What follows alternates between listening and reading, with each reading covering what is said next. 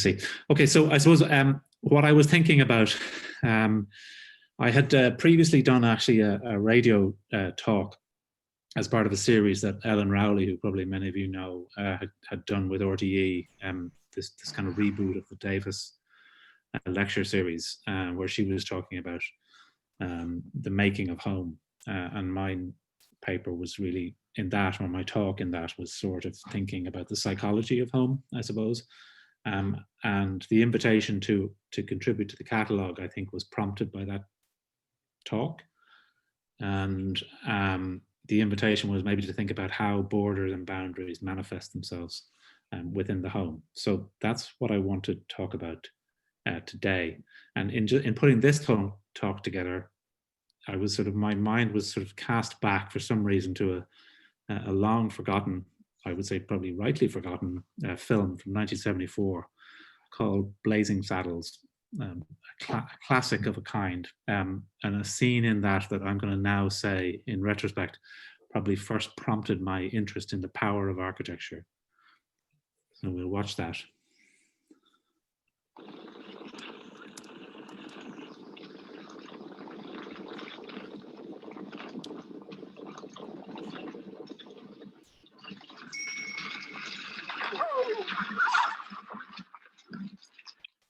The Peterman Thruway.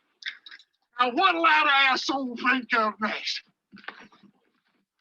Has anybody got a dime? I don't know, James. Somebody's got to go back and get a shitload of dimes.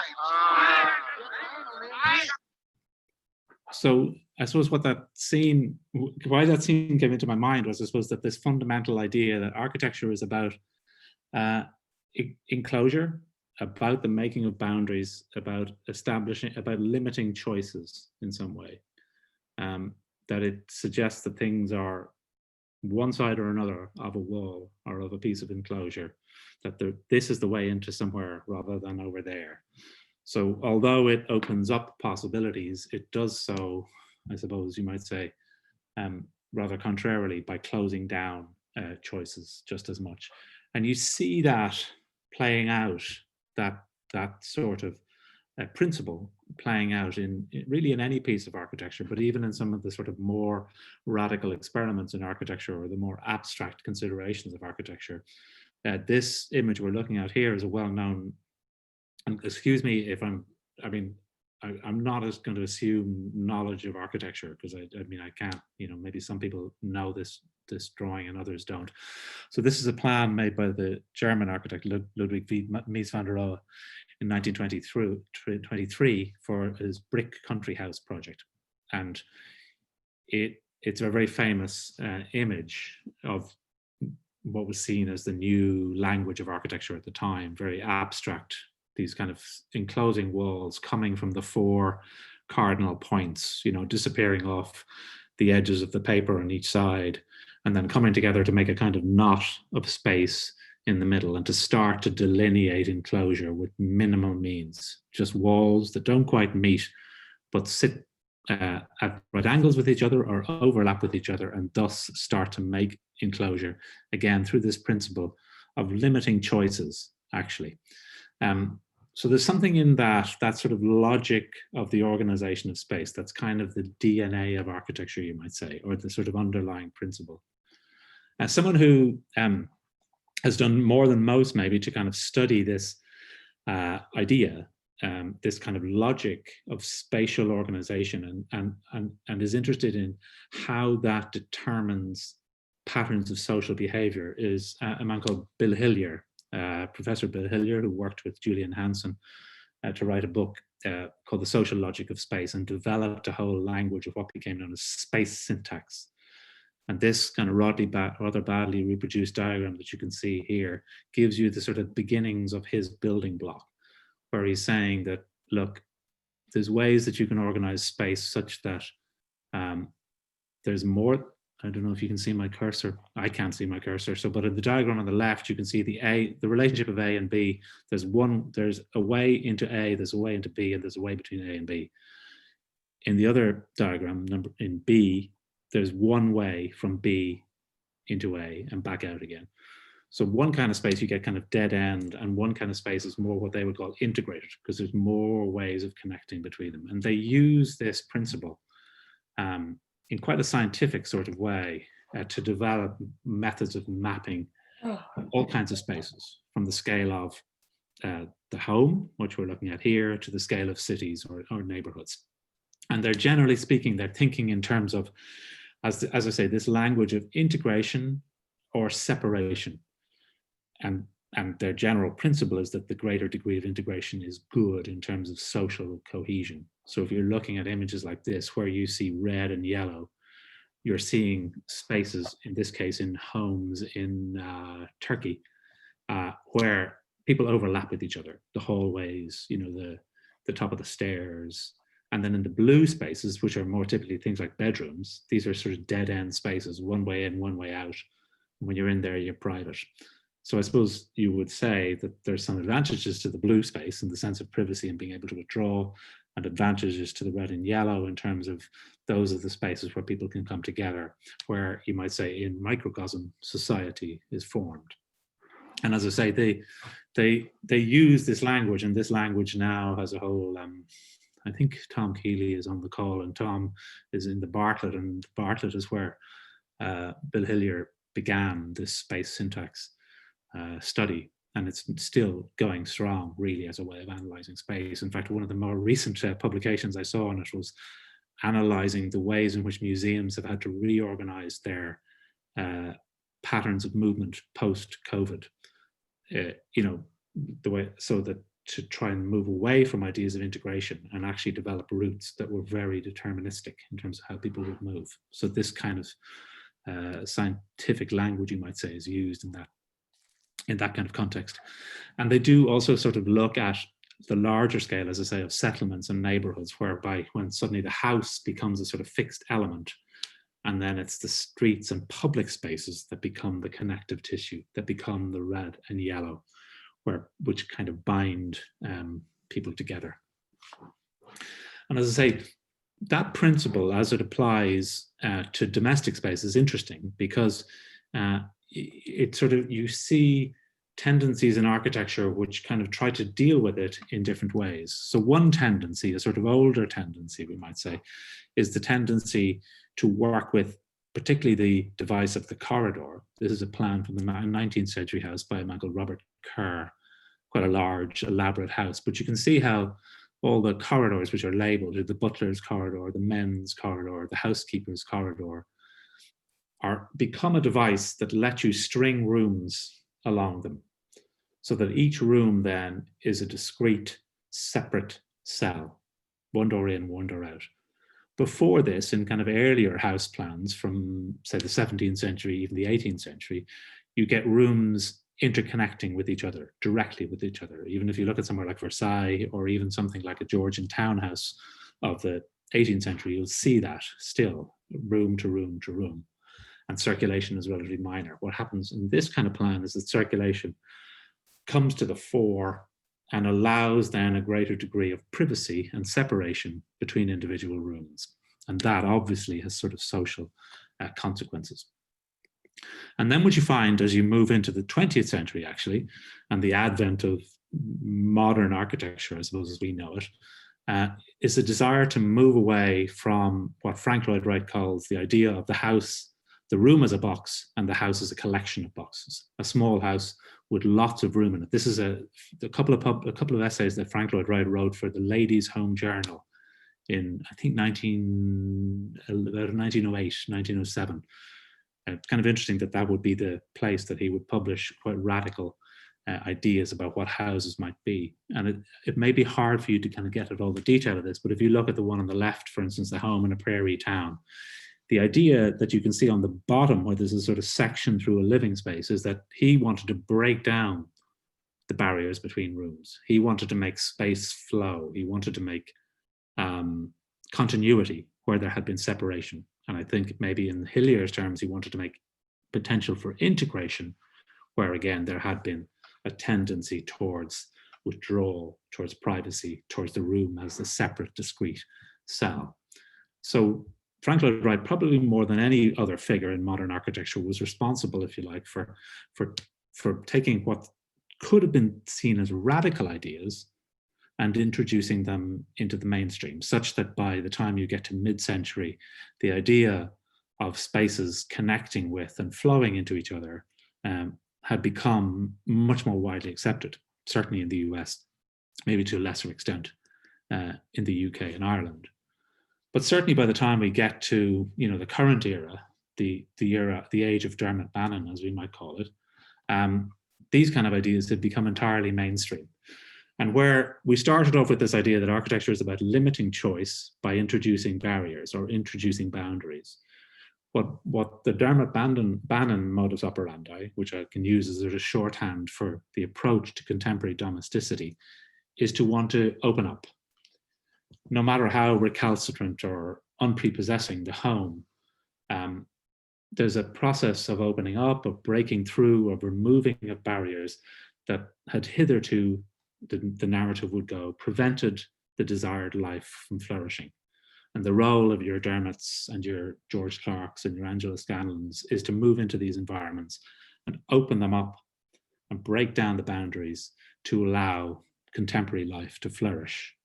And rooms which had hitherto had single names now acquire double or triple barreled names like living, dining, kitchen, living, office, bedroom, as if to connote this kind of blending of boundaries, or this, let's say, almost disappearance of borders within the house.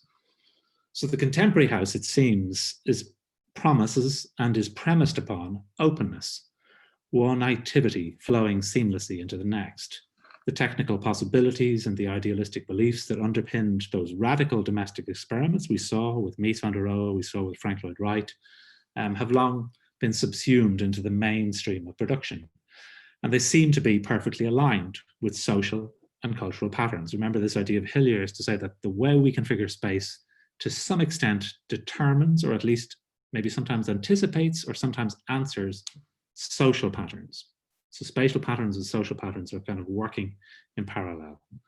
But what's happened, it seems to me, in the last 6 months or so, is that those social and cultural patterns, have come under an enormous and unexpected pressure, with horizons narrowing and home being asked to serve an even greater variety of functions to house everything. The matter of boundaries and borders has loomed large again.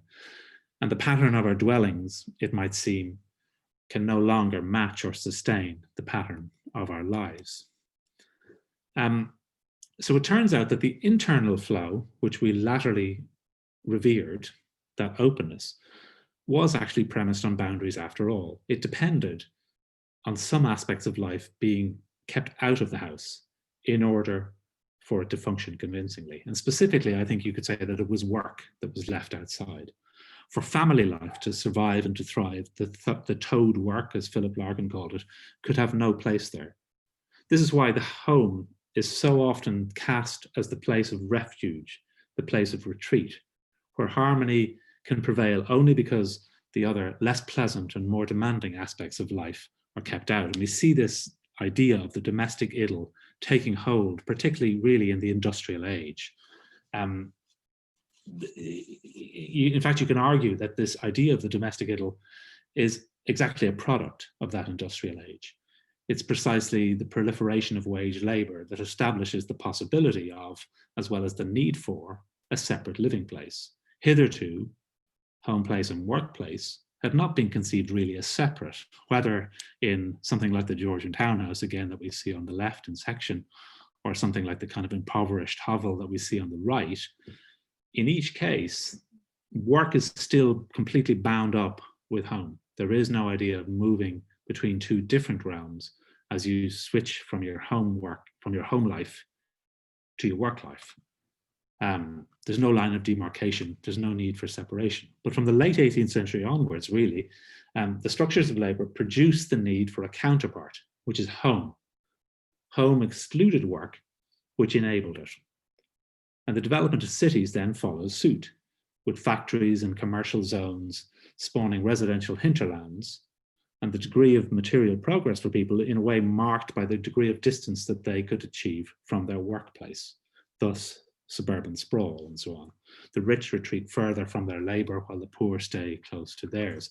And this resulting reciprocal dance then from home to work again and back again establishes the rhythms and the themes of 1,000 fictional imaginings and, I suppose, advertising dreams, as we see in images like this and in films like Edward Scissorhands with that famous kind of, you know, exit of all the pastel colored cars from the pastel colored houses at the start of the day, and then at the end of the day they're all returning back. These are the sort of rhythms of the home work dance, you might say, playing out.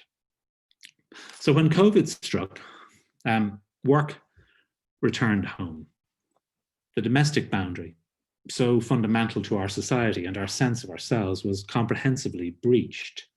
What had been carefully kept out was necessarily let back in. And this manifested itself spatially, of course, but also in other registers, including the temporal and the digital. Over the past months, when we've been at work at home, where exactly have we been? In spatial terms, we've distributed ourselves, as we can see in these images, everywhere. We've established workplaces, we've established temporary holdouts in all corners of the smallest home or the largest, it doesn't really matter. We improvise, we make things work in the best way that we can. But then time also starts to operate differently for us. In temporal terms, we extend the patterns of the day from early morning to late evening so that the same set of spaces takes up different functions and different configurations at different moments during the day. And when those different configurations and different times begin and end becomes increasingly hard to say. Like, I'm not entirely clear whether I'm still at work or at home or a bit of both. And even when I finish here, I'm not quite sure where I'll be. I just know I'll be in the same room I always am. But so these kind of blurring of boundaries, I think, have obviously been very distinctive or very, I suppose, characteristic of the current condition with which we find ourselves. And then the counter world that we find ourselves in is the world of the screen, or the sort of parallel world, the world of the screen. And too much probably at this stage, even since I wrote this piece, has been said about the phenomenon and the feeling of being on an endless Zoom, as so many of us has been. This is already this meme that went around in the relatively early days of Zoom, I suppose, is well known at this stage and well worn. The Last Supper as reconfigured as a Zoom meeting with each of the apostles in their separate little squares, and you know, the 13 participants noted at the bottom, and interesting kind of commentary, I guess, on the way that the perspectival space of the original had acted as the thing that bound all the kind of participants together, and now they're bound together in a kind of more abstract, gridded space. Lots more that could be said about that, but everybody, I think, has their own version of that. And then this other part of this phenomenon is that rather than being in a single space as individuals, we are in many spaces simultaneously, the spaces of all the participants. And again, like things like the now well-known Twitter account Bookcase Credibility have been kind of trying to parse and analyze the sort of the carefully or not so carefully, I mean, you can check mine out in the background there, carefully artfully arranged backdrops that people give themselves in order, you know, to establish their credentials or to proclaim something about their identity in the relatively abstract, gridded world of the Zoom call. So each of the individual scenes, and there's this odd phenomenon, of course, as well, of also seeing yourself on the screen the whole time as well. So you're both where you are, but you're also part of the collective on the screen. And I still have to say that no matter how many such meetings and talks and things that I attend, I always have the feeling that other people are actually together somewhere else, that I'm the only one who's stuck on my own. I don't know. Even though I can see, like, the evidence of my eyes tells me that everybody actually is in their own little individual realm, somehow making do. So prompted by this sudden and, you might say, universal recalibration of the work-home relationship, in which the architecture of the home is put under all kinds of different pressure, and every corner of it is pressed potentially into new kinds of service. Where previously space was invited to bring us together, the promise of Dermot Bannon, the breaking down of boundaries, now it was being asked to allow us to be apart. Autonomy, as per the Zoom call, rather than communality, became the most valuable currency, with everyone wanting a corner to retreat to, a door they could shut, a bath they could make into an office, a degree of separation. Sacred nostrums, notions of openness, notions of interconnectedness are once again being challenged. And that same openness has also rendered, I think, increasingly inescapable and visible again another kind of labor, which is always inscribed into the home as well, the labor of housework. Even if the main wage-earning activity had been taking place at a remove, the home has always required, obviously, the ongoing cleaning and maintenance of its fabric, its contents, and its inhabitants. With everyone home all the time, the quiet rhythms of dishwashers and washing machines and vacuum cleaners have become insistent and omnipresent. And of course, as this image suggests, still more a female than a male preserved than it should be. Through a daily round of stacking and unstacking, cooking and cleaning, these rhythms sometimes seem to determine everything, as if the home, and this is a sort of theme that I won't really go into, is a kind of an extension of regimens of cooking and cleaning.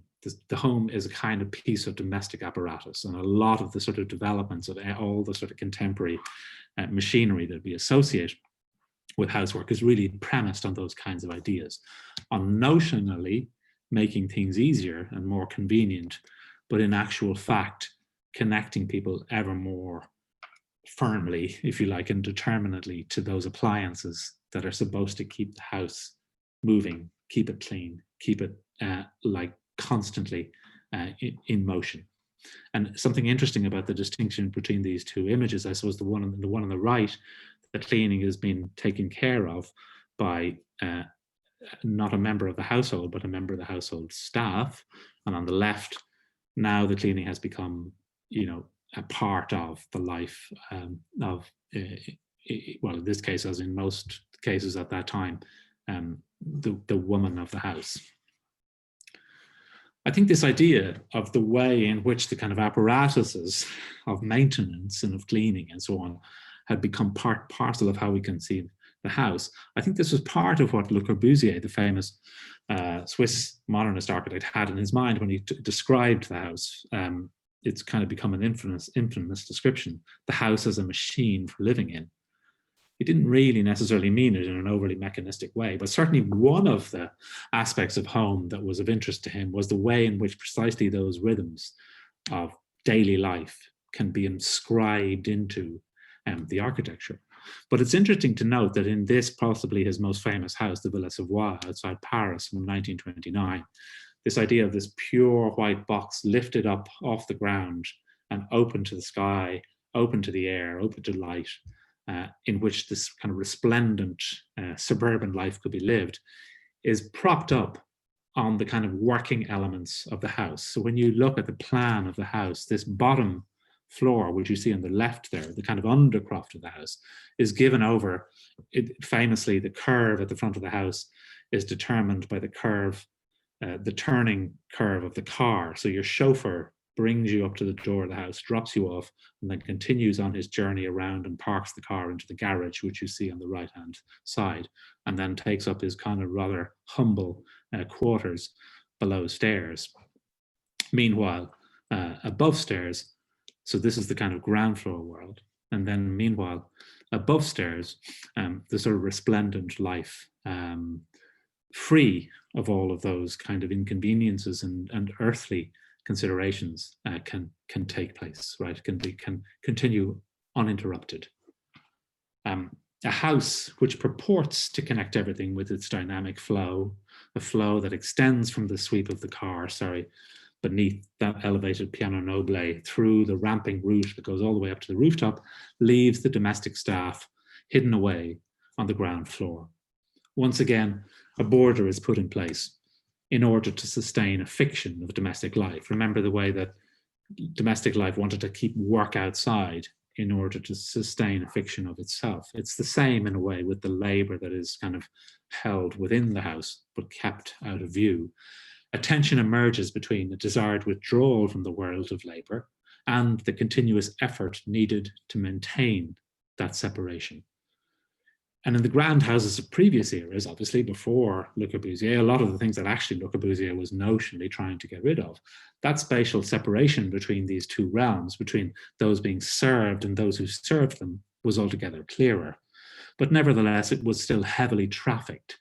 That traffic then across that boundary, across that border between served and servant, has fueled, of course, 1,000 novels and 1,000 films. We can think of Le Règle du Jeu, by Jean Renoir from, I think it's 1939, that date might be wrong.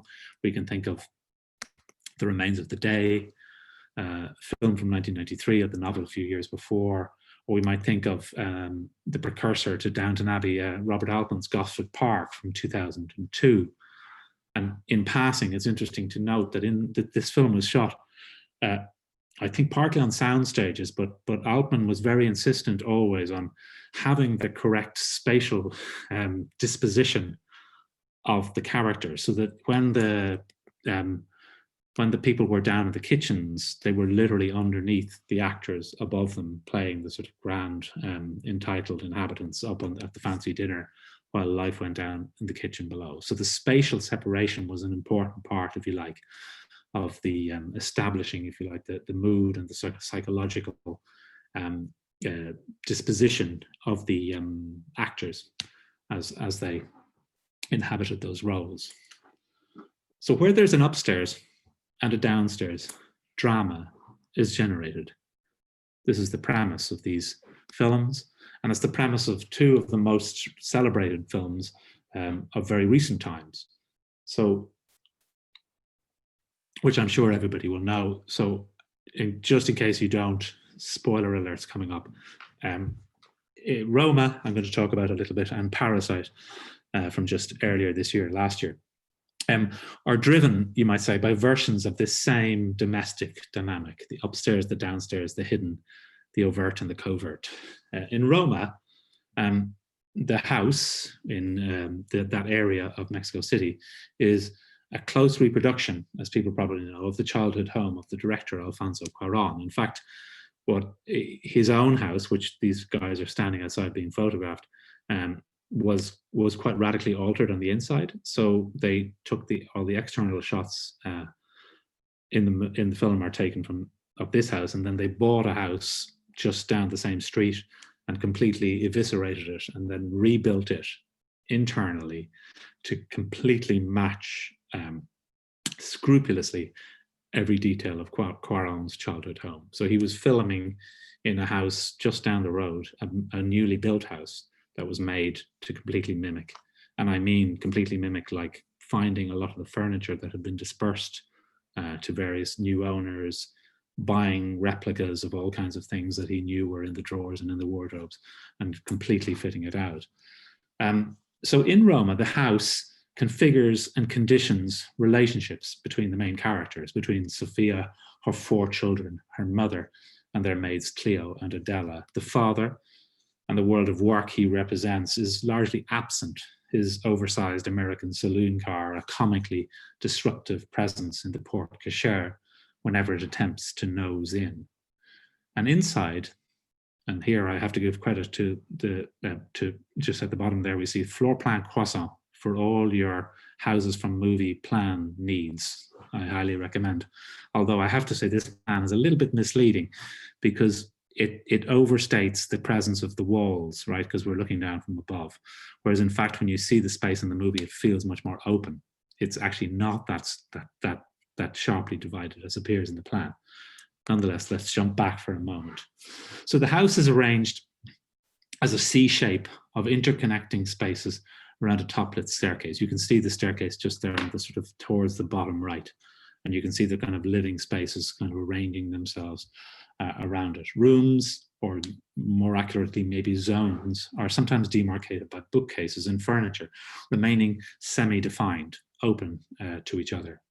And this arrangement allows the lives of the family and their helpers to overlap at times and to remain separate at others. There's a kind of dance that does go on between separation and overlap. a circuit, which I think we'll see in a minute in terms of, so this is the main staircase around which those spaces are organized, and there's Cleo. A circuit, another second circuit between the kitchen, the backyard, the living quarters, and the roof. If I just jump back to the plan, you see it there. You see the stairs just at the back left, and that stairs brings you up directly onto the roof. We'll see that in a moment. You can see the kitchen then at the back of the plan as well. So this is the sort of machinery of the house, if you like, that's out the back. I mean, I'm showing things here that are really not that unusual. They're pretty commonplace, but it is interesting the role they play in the film.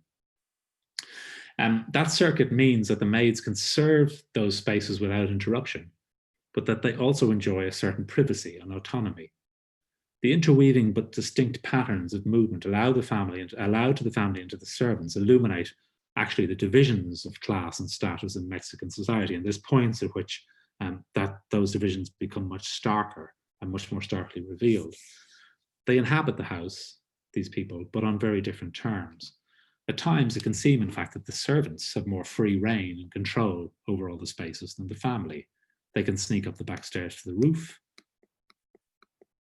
sorry, like this, as well as sitting in the main living spaces. This world, the family really don't have access to. At other times, as when Cleo goes far outside the city to visit her own family, the distance between privilege and bare subsistence is very starkly portrayed. So there's an example of a house, and in a way the house acts not just as a setting, but almost as an engine, I would say, for a lot of the drama that unfolds in the film. And even more, to an even greater extent, I think that's also the case in Bong Joon-ho's Parasite, which I think is the last film that I saw in a cinema, if you can remember cinemas. In this film, there's a clear chasm established between the Parks and the Kim's domestic circumstance. On the one hand, sorry, let's go back this way. On the one hand, a sleek world of immaculate spaces looking onto a lush, secluded garden. On the other, a cramped, squalid basement affording little privacy, even when on the toilet. We might think back to that image of the office in the bath.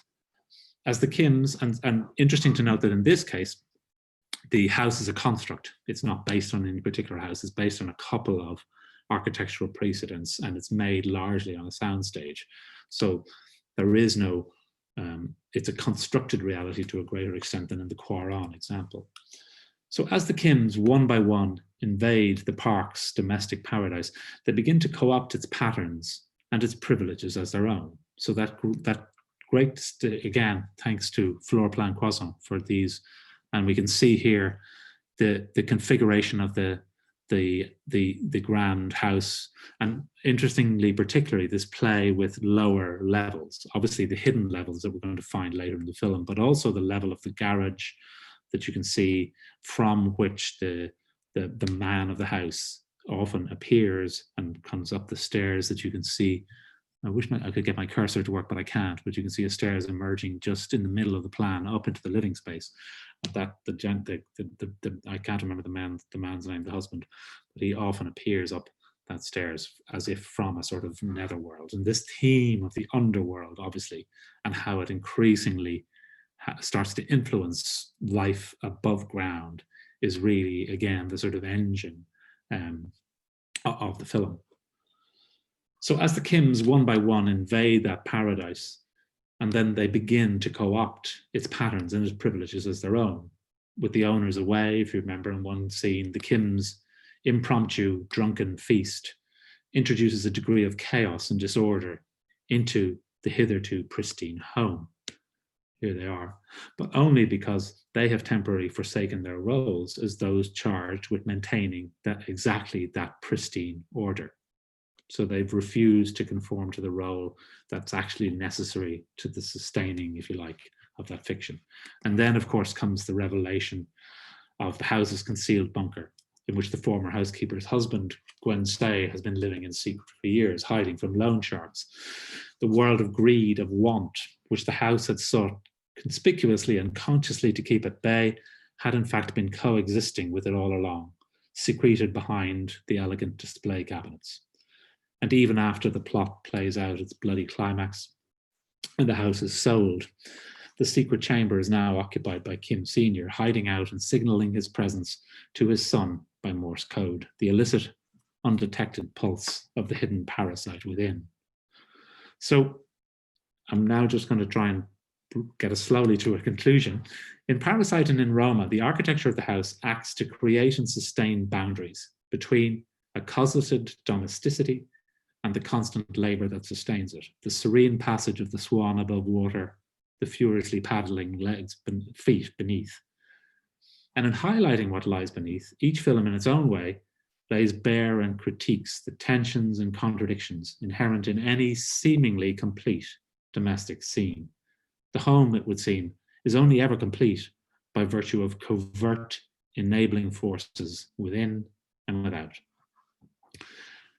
And by requiring us to breach these tacit domestic borders, lockdown has made us actually freshly aware of them, I think. In the modest circumstances of our own dwellings, such borders are a matter of as much of patterns of behavior as physical space and enclosure, lines of demarcation between what and when is work and what and when is not work. And as these patterns now necessarily change, can the architecture of the home follow suit? I want to finish by thinking about that just in a couple of ways. One way of thinking about might be what the role that what we might think of as the architectural avant-garde has in shifting ideas of domesticity. We've already seen that a little bit in the example of Le Corbusier and of Frank Lloyd Wright with his articles in the Ladies' Home Journal. You see it in very extreme form, I think, in quite a lot of the houses that are built, were built in Japan, particularly in the post-war period, but actually also more recently, where a kind of a wide range of architects, partly because of the quite relaxed planning law and quite lax building codes, there's much more freedom to experiment in terms of what is a home, what form should it take, how do people live collectively and singly.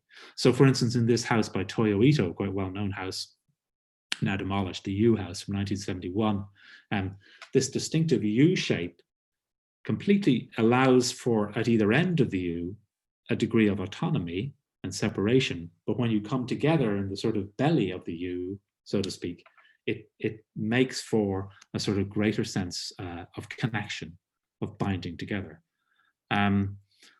Or here's a house, a very extreme example. This is the Tower House by, I forgot to drop in the name of that house. But anyway, this is from about 1966. It's a Tower House, which is all constructed around the stairs. So the stairs becomes, really fulfills every function of domesticity. And again, it's like taking the ingredients of the house and reconfiguring them in an incredibly radical way in order to try to spark new patterns of behavior.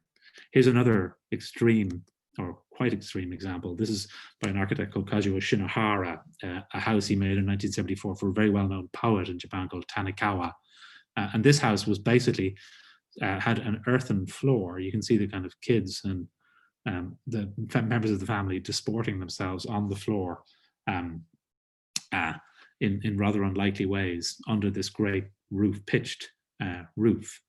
So this was, again, a sort of radical rethinking of what a house might be. And talking about inhabiting this house, Tanikawa said, "I do not seek comfort for a house because it has to be the representation of your spirit. Comfort is its enemy." So the sort of premise of what a house might be, that idea of it being a sort of comfortable escape from everything, is questioned by this kind of architecture. Sorry, I've juggled those slides. So there's that Tower House, the little concrete one we were showing. There it is there. And more recently, again, we've seen another kind of outpouring of quite avant-garde domestic experiments. This is House NA by Sue Fujimoto from a few years ago, 2012, a house that's remarkably free, it seems, of boundaries, that manages separation of a kind by virtue of a kind of clever stepping of levels, so that miniature spaces become possible to, they remain interconnected, but there's a degree of separation needed. I have to say, I'm not sure that I could live in this house, or certainly I couldn't do this lecture in this house. But it's a sort of compelling vision about another way of stacking up the well-known elements. You know, it still has everything that we recognize in terms of sinks and toilets and the sort of machinery of the house, but it's been shaken up and made into something quite distinct. That shaking up of elements in a slightly less, you might say, challenging way is also the subject of a house by an architect called Ryu Nishizawa, who is now a partnership with Kazuo Sejima, a firm called Sana, which is one of the most well-known architecture practices probably in the world at the moment. And this is a house that he made for quite an eccentric owner called Moriyama in the middle of Tokyo in 2005, which is not really a single house at all. It's a series of little pavilions with tiny bits of space between them. And Moriyama-san, the owner, inhabits one of these spaces, and he lets out the other spaces to a kind of rolling series of tenants, typically for short enough periods of time. It's actually quite a knockabout sort of space. It's not pure. It's not very highly finished, and it produces very distinctive patterns of dwelling. Necessarily, people adapt how they go about the most everyday activity by virtue of the configuration of space that they find themselves in, and not necessarily in a bad way. That sounds challenging, but in fact, it feels often very refreshing. I'm going to show, if I can, a trailer for a film that was made about this house in 2017 by quite well-known filmmakers who've made a series of films about architecture projects called Becca and Lemoine. So this is the trailer, so it'll just give you a flavor of. This is Mariami's song.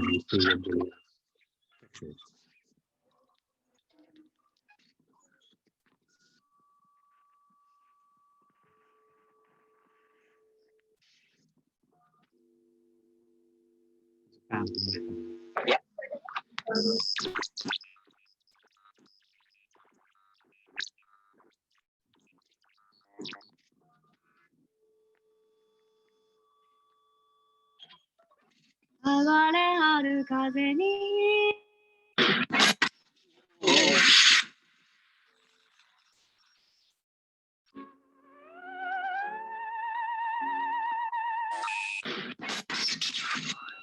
Happy birthday. No, my God.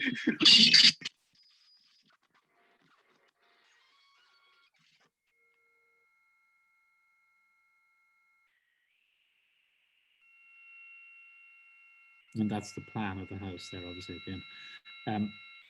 I'll finish by just jumping quickly back to Ireland before we get lost entirely. So if that's the sort of radical edge, if you like, of the reinvention of the domestic, it is also striking that a number of recent projects by thoughtful Irish practices working at the domestic scale have also sought to articulate and separate living space, not in as radical a way as some of those Japanese experiments, but nonetheless not to exempt this idea of simply merging it into one open continuum. This is a project called the Hedge House by Grace Keeley and Michael Pike, GKMP. And if you can see the plan of the house, you can see that all of the living spaces are actually quite articulate one from each other. They're quite separate and delineated. And there's also, as you can see in a couple of these images here, there's a lot of shifts of level up and down. The ceiling, the soffit height goes up and down, as well as the stepping floor. So all of those things serve to, yes, connect spaces, but also allow each space to have its own degree of separateness and autonomy. In this project by Robert Burke, called the Pavilion House, you can see how he's using the roofscape, the particular geometry of the roof, to make separate zones, even within what looks like a single space. And if you can look at the plan there again, what strikes me in that plan is, again, this desire to separate and make quite distinct, almost back to the kind of thing that Frank Lloyd Wright was trying to move away from a century earlier, the box made up of other little boxes. But this desire to articulate, I don't know if I want to diagnose a shift in how society wants to behave in domestic space, but it seems nonetheless to be a certain change in direction. And then this last project, the Avenue Roadhouse by Clancy Moore, which is a reworking of an industrial space at in the Muse lane. So it's actually quite a raw, rough space, but in its central space particular, which is the image that I started with, it has a kind of unexpected formality. of rooms, small rooms and zones, gathered around a central double height hall, which acts almost like the town square, if you like, that everybody gathers in, and everybody then disposing themselves to the rooms around the edge. In all these instances, neither functions nor rooms are rigidly fixed, but nevertheless, they are distributed and articulated to provide a pronounced degree of variety and of autonomy. Such houses contain many places within themselves. Their carefully considered boundaries are enabling rather than delimiting.